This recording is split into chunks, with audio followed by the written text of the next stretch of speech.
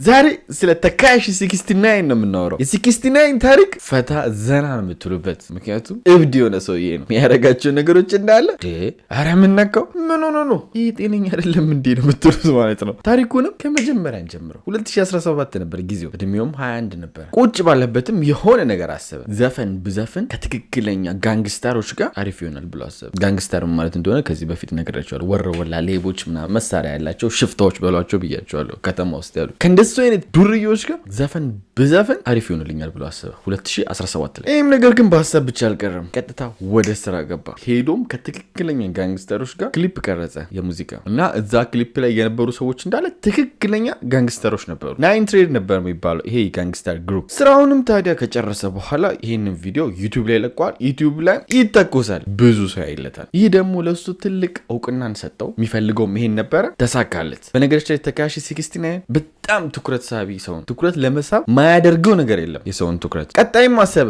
ለምን ይሄን ነገር ድጋሚ አልሰራውም ማለት። ሁለተኛ ክሊፑንም ሲሰራው ትክክለኛ ቪዲዮ ይሄን ይመስላል። እዚህ ጋር የምታያቸው እንዳለ ሪል ጋንግስተር ናቸው። ይሄም ክሊፑ በነገራችን ላይ በደንብ ነበር የታየለት፣ በጣም እውቅናን አሰጠው። አሁን ታዲያ ገባው ዘፈኔ ውስጥ ጋንግስተሮችን ካስገባው ያብድልኛል ብሎ ማሰብ ጀመረ። በዛ ላይ ደግሞ እሱ ተጠቀመባቸው እንዳይባል እኔ ራሴ ጋንግስተር ነኝ፣ እኔ ራሱ አባል ነኝ ምናምን እያለ ኢንተርቪው ላይ ያወራል ማለት። በቃ አይሰማችሁም። አሁን ኦልሬዲ ብር ማግኛው መንገድም ስለሆነ እንዲህ እስከ ውስጥ እያለ ነው የምታዩት ማለት ነው። በቃ ራሱን እንዳደገኛ ጋንግስተር ነው የሚያየው። ይሄን ብቻ አይደለም የሚለው ደግሞ ሁሉም ቪዲዮ ሲሰራ በቃ ያለውን ብር ምናምን ካሹን ተሸክመው ምናምን ነው የምታዩት። ልክ እዚህ ጋር እንደምታዩት ቪዲዮ ማለት ነው። በቃ ሁሌ አክት ማድረግ ትወዳለች፣ ያላትን ነገር ማሳየት ምናምን። ኢቨን እዚህ ጋር ራሱ አንገቱ ላይ ያረገው ቼን ግማሽ ሚሊዮን ዶላር የሚያወጣ ቼን ያረኩት እዩት እያለ ያሳያችኋል ማለት ነው።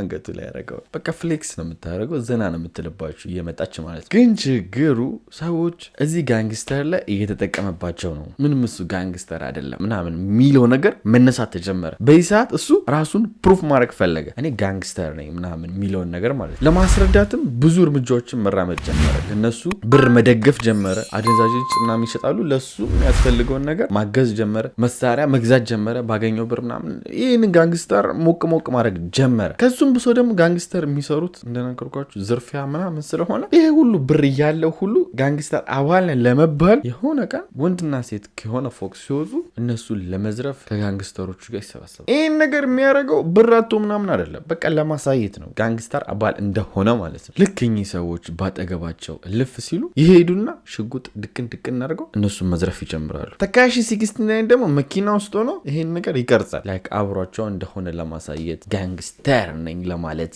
አይ እሱ እየተጠቀመባቸው አይደለም እንዲባል ብሎ እዛ መኪና ውስጥ ሆኖ ይቀርጻል። ቀርጾ ደግሞ አልተውም፣ ገብቶ ቤት አፕሎድ አደረገው በራሱ ሶሻል ሚዲያ ማለት ነው። ቅድም ምን ብያችሁ ነበር? ትኩረት በጣም የሚወዱ ሰው ነው ተካሽ። ችግሩ ግን ይህንን ነገር ሶሻል ሚዲያ ላይ በለቀቀ ወዲያውኑ ፖሊሶች መጥተው ቀጨም አደረጉት። ምክንያቱም ይሄ በቂ ማስረጃ ነው። የተካሽ 69 ነገር አዝናኝ የሚሆነው ከዚህ በኋላ ነው። ምክንያቱ ደግሞ ተካሽ ፍርድ ቤት ሲቀርብ አገር ነገር ክስ ወጣበት። አደንዛዥ ዝውውር፣ መሳሪያ ይዞ በመዝረፍ በቃ እንዴት ነው አንድ ጋንግስተር የሚሰራቸው ስራዎች እንዳለ ያው ጋንግስተር ነኝ ስትል አልነበር? የእሱን ስራ እንዳለ በክስ ወጣበት ማለት ነው። የክሱም ሁኔታ ደግሞ ተደማምሮ ማረጋገጫ ከተገኘበት እስከ 47 ዓመት ይፈረድበታል። ምክንያቱም አንድ ጋንግስተር ነኝ የሚል ሰው ለሚሰራው ጥፋት እድሜ ልክና እንደዚህ ከበድ ያለ ቅጣት ነው የሚጠብቀው። እሱ እዛ ጋር ጋንግስተር ነኝ ሲል ረስቶታል ህግ እየሰማው እንደሆነ። ታዲያም ተካሽ እስር ቤት ውስጥ ሆነ ይህን ነገር ስታየው አልጣማት። ከፍርድ ቤትም ከወጣ ከ24 ሰዓት በኋላ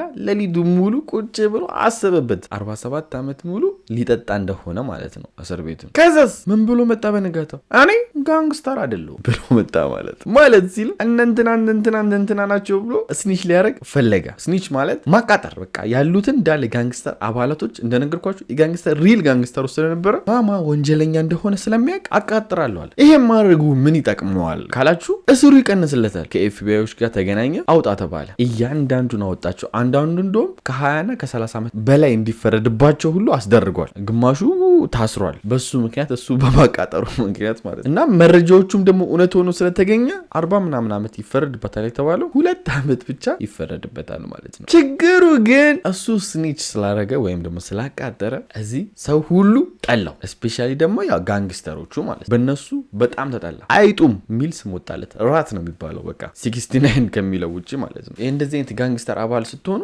ማቃጠር ያስገድላችኋል። በጣም ሪስክ ያለው ነገር ነው። እሷ ያው ኦልሬዲ ብር ስላለው ብዙ ኢንተርቪው ላይም ሰምታችሁ ሊሆን ይችላል ያለ ቦዲጋርድ አይንቀሳቀስም በጭራሽ ያለውን ነገር ስለተማመነ ነው። እናም ወደ እስሩ ስንመለስ 2 ዓመት ራሱ አልቆየም ከተፈረደበት። ምክንያቱም በጊዜው ኮሮና ነበረ። በኮሮና ምክንያት እስሩ ቀልሎት ወጥቷል፣ ብዙም ሳይታሰር ማለት ነው። ከወጣ በኋላ ግን ህዝቤ እንዳለ ራት እያለ ነው የሚሰድብ ስላቃጠረ ማለት ነው። አይጥ ሲባል ግን ተካሺ ያብዳል።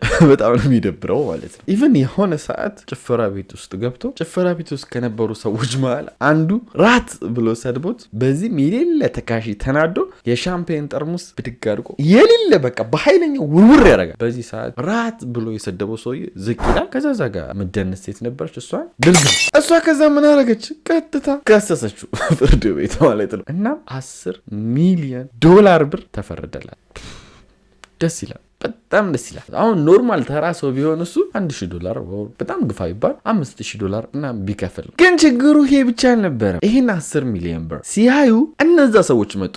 ማን ጋንግስታር ነኝ እያለ ያኔ አክት ሲያደርግ የነበረበት ሰዓት የቀረጻቸው ሰዎች ጋንግስታሩ እየዘረፋቸው እሱ እየቀረጸ የነበረው ራሱ ሶሻል ሚዲያ ላይ ለቀቀው። እነሱም መጠው ከሰሱ። እዚህ ጋር $10 ሚሊዮን እሱ አገኘ ይቻላል። የእነሱን ክስ ግን ዳኛውንም መለመን ጀመረ። ኧረ እኔ ብር የለኝም የዛሬን አውጣኝ እያለ መለመን ጀመረ። ግን የሚያስቀው ነገር እንዲህ ብሎ ተናግሮ ወጥቶ ቪዲዮ ሰራ። ምን አይነት ቪዲዮ?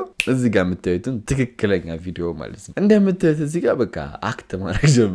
ብር ይዞ ማለት እንዲህ ተሸክሙ እዛ ጋር ፍርድ ቤት የለኝም ብሎ አልቅሶ ይህን ሁሉ ብርና ያለውን ውድ ሰዓቶች ማሳየት ጀመረ። ይህ ሰዓት ማለት 2 ቤት ማለት ነው። ይህ ሰዓት ማለት አንድ ጽድት ያለ ቤት ማለት ነው እያለ እጁ ላይ ያሉትን ሰዓቶችና ብሩን እንደዚህ እንደምታዩት በቃ መጎረርና ማሳየት ጀመረ። በዚህ ሰዓት ህዝቡ እዛ ጋር የለኝም ሲል አይተውታል። በዜና ወጥቷል። ዳኛውን ሲለምን እዚህ ጋር ደግሞ መጥቶ አለኝ ሲል ግራ ገብቷቸዋል ሰው ራሱ ማለት። ታዲያ ይሄን ቪዲዮ ሰርቶ ስላደረገው ነገር ደግሞ መልሶ ሲጠይቅ ይሄን ያደረኩት በውሸት ብርና በውሸት ሰዓት ነው ብር የለኝም ብሎ ከነ ማስረጃው ያቀርባል ማለት ነው። ማለትም ያ እዛ ጋር ሲያሳይ የነበረው ፌክ እንደሆነ ጭምር ማለት ነው በማስረጃ ያቀርባል ማለት ነው። ለምንድን ነው ያደረከው ሲባል ያው ለትኩረት ብዬ ነው እንጂ እኔ ብር የለኝም ይላል። አሁን ላይ ለሱ ነገሮች ጥሩ አይደሉም። አንደኛ ከጋንግስተሮች ጋር ተጣልቷል። የሚለቃቸው ቪዲዮዎች ደግሞ እንደ በፊቱ እየታዩለት አይደለም። በዚህም የተነሳ የሚፈልገውን ገቢ እያገኘ አይደለም። በዚህ ሰዓት አንድ ዩቲዩበር ይተዋወቃል። ስቲቭ ይባላል። ይሄ ዩቲዩበር ስቲቭ የሚሰራው ዩቲዩብ ነው።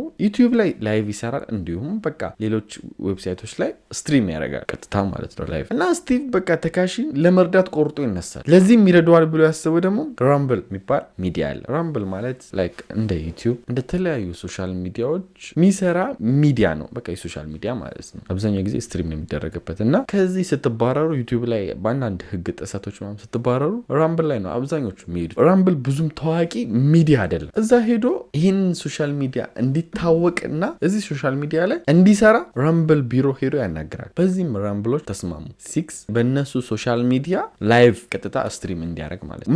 መቼ የሚለው ደግሞ በሳምንት አንዴ እሱንም ለ1 ሰዓት ራምብል ላይ ወጥቶ ጌም ይጫወታል። ለዛውም ብዙ ነገር አለ። በቃ ጌም እንዲጫወት ነው። ጌም ስላችሁ ላይክ ቲክቶክ ላይ የምታዩት ላይቭ ጌም ምናምን አይደለም። በቃ እንደዚህ ፕሌይስቴሽን ጌም ምናምን አለ አይደል? ዘና የሚያደርጉ ስትሪም የሚደረጉ እንደሱ አይነት ነገሮችን እንዲጫወት ያመቻችለታል በሳምንት አንዴ። በዚህ ስንት ብር ያገኛል ካላችሁ $2 ሚሊዮን በሳምንት አንዴ ለሚያደርገው እሱንም ጌም የተጫወተ ለ1 ሰዓት ብቻ የሚያደርገው ላይቭ ስትሪም $2 ሚሊዮን እንከፍላለን አሉ ራምብሎች ማለት ነው። በዚህም 6 ተስማማ። ምክንያቱም ብሩ በጣም ብዙ ነው። የሚገርምም ውል ነው በጣም ማለት ነው። ችግሩ ግን ተካሺ 69 እብድ ስለሆነ ይሄንን ውል ማበላሸት ጀመረ። ምክንያቱ ደግሞ በሳምንት አንዴ ሊያረጋት አልቻለም። እሱንም ለ1 ሰዓት ውሉን ተቀብሎ ምናምን ግን አላደረገው አልገባም ላይቭ ስትሪም ማለት ነው። ግን ሲፈራረሙ $2 ሚሊዮን ቅድሚያ ወስዶ ስለነበረ ያን $2 ሚሊዮን ለሰዎች ስጦታ እየሰጠ በቃ አለኝ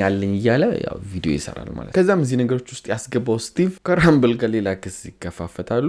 ራምብልም $2 ሚሊዮን አምጣ ብለው ክስ ከፈቱበት ማለት ነው። ችግሩ ግን ከዚህ በላይ ትልቅ ችግር የመጣበት አይአርኤስ መጡበት። አይአርኤስ ባለፈው የሼን ኪንግስተን ታሪክ ላይ እንደሰራውላችሁ ምንድነው የሚያደርጉት? እያንዳንዱ ገቢያችሁን ያውቃሉ፣ ግን ዝም ይሏቸዋል። እናንተ 1 ሚሊዮን ስትሰሩ ያውቃሉ፣ ይመዘግባሉ። እነሱ ስራቸው ምንድን ነው? ታክስ አንተን ማስከፈል ነው። ግን 1 ወር ስታገኝ የዛች 1 ወርን አምጣ ብሎ አይጠይቁም። ብሩን መዝግበው ቁጭ ያደርጋሉ። እስከምትከፍል ይጠብቁሃል። ያለበትን ሁኔታ ማለት ነው። እስከዛሬ ሲሰራ ይህ ሁሉ ብር ሲያገኝ ለ4 ዓመት ምናምን ሲሰራ የነበረውን አልከፈላቸውም፣ ታክሱን ማለት ነው። አይሪስ ደግሞ እንዳልኳችሁ ስንት ብር ታክስ መክፈል እንዳለባችሁ፣ ስንት ብር ገቢ እንዳገኛችሁ እያንዳንዱ ነገር ስለሚጣራ ከነሱ ማምለጥ አችሉም በጭራሽ። 4 ዓመት ሙሉም ዝም ብሎት ነበርና ወዲያውም ታዲያ ያለውን አካውንት አጠሩ። ሰውየው እብድ ነው። ምንም ያስቀመጠው ደና ብር የለም። አይሪስ ደግሞ ምንም አይሰማችሁ። ቀጥታ ቤታችሁ ነው የሚመጡት። ቤታችሁ መጥተው ደግሞ እያንዳንዱን ነገር በርብረው ያወራርዱባቸዋል፣ ታክሱን ማለት ነው፣ ግብሩን። እሱ ቤትም ሄደው እንደዛ ነው ያደረጉት።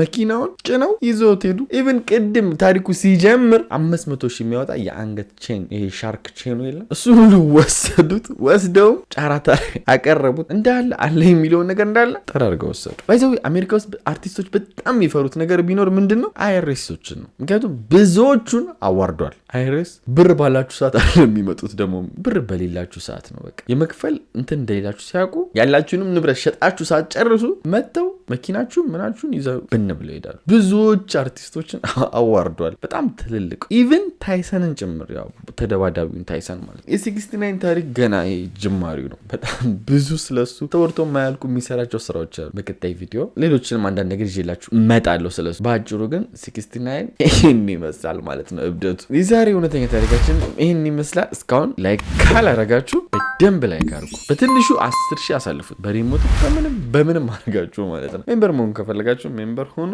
ወዳችኋለሁ። በቀጣይ ቪዲዮ እስከምንገናኝ ቻው።